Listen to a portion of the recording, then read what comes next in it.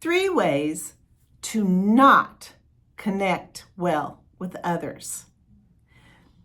First and foremost, let's be genuine with our reaching out. Whether we don't know someone or we've met them peripherally at a meeting or we know them really well, let's not be stilted with our conversation. The more formal you are, the less likely that they'll respond. We get a lot of information and reach outs these days. It used to be easier just to reach out to someone and make a new friend or to expand a friendship professionally. The more personal you are, not in a creepy way, the more personal you are, the better. You might say, "Hey, Joe, I met you at convention XYZ. If you remember, we shared a cup of coffee at the break time. I really enjoyed our time together and thought it would be interesting to have another cup of coffee with you. I'm really wanting to chat about XYZ again." That's more personal. They remember that they already met you, they enjoyed their time with you, and they'll probably really enjoy having more time with you. If they don't, they're going to know and remember you, and they're going to respond honestly, like, "I really wish I could, but we've recently moved across the state to another region." Maybe that would be their response. But they're going to tell you why if they can't, but they're probably going to meet with you because they've met with you before. If you've never met someone ever before, you might have a connectivity. Make sure you go into LinkedIn and see who you're linked with this person. Reach out to that other person and say, "Hey, Jamie, I see that you know Joe. I would really like to know Joe so that I could chat with him about XYZ. Would you in any way think that Joe might be interested in hearing about XYZ? Would you be able to introduce us?" More often than not, your intermediary person is more than happy to introduce you because you've been genuine. You've told them why you want to meet with them, and they trust you. They know and like and trust you, so they're going to introduce you to Joe. I don't know how many times I have been most fortunate to meet, connect, and get to know people that know other people in my sphere of influence. So reach out to that other person and have them make that. Maybe it's an old friend. Maybe it's that person from a lifetime ago. I have done this a couple of times and really enjoyed those conversations. And just reaching out and say, "Hey, I see that you and I are now living in the same neighborhood. I really miss you from our college days. How about a cup of coffee?" That's simple, honest, and personal. The second way to really end a connection is to be too salesy, right? Even if you're wanting to make a business connection, that's fine. Business is relationship based.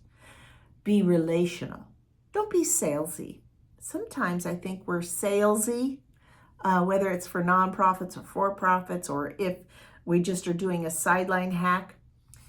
We're too salesy because it makes us uncomfortable. We want to be relational, but we believe that the business should be business and the relationship should be relationship. But really, that's not the case. Relationship and business together. This really isn't about just connecting for coffee. This one is more if you have something that you want to offer people. In the fourth quarter, we are talking about different income streams that we might have. I have a friend who does car detailing. It's on the side. He's not retired yet. So he makes a point of being very relational up front and making sure you know that he also does this other, but he wants to reach out and rebuild that relationship or strengthen that relationship and chat about how he might help me with my car detailing issues. And I'm more than happy to hire him, frankly. So being too salesy, But if you're all about, just relationship building, that's not really, our worry. What really can take that relationship connectivity is not being consistent. And I've been guilty of this. And I really feel like I've disappointed myself and my friends by doing that. I have reached out and connected with friends. And sure, that's a two-way street. But sometimes you reached out, you got together, they reached out, you got together, and then it went nowhere. Well, maybe it went nowhere because you really didn't have that built-in connection, or maybe you just got busy. And then you look down at your watch if you're like me, and months or even years have passed. You're like, why didn't I keep meeting with that person? We rely too heavily on our work and kids for keeping us socially connected, when it takes a little work to be socially connected. You have to make a point of being together. Sometimes you can kind of get ahead of that curve and stay within that connectivity if you plan an event on the regular.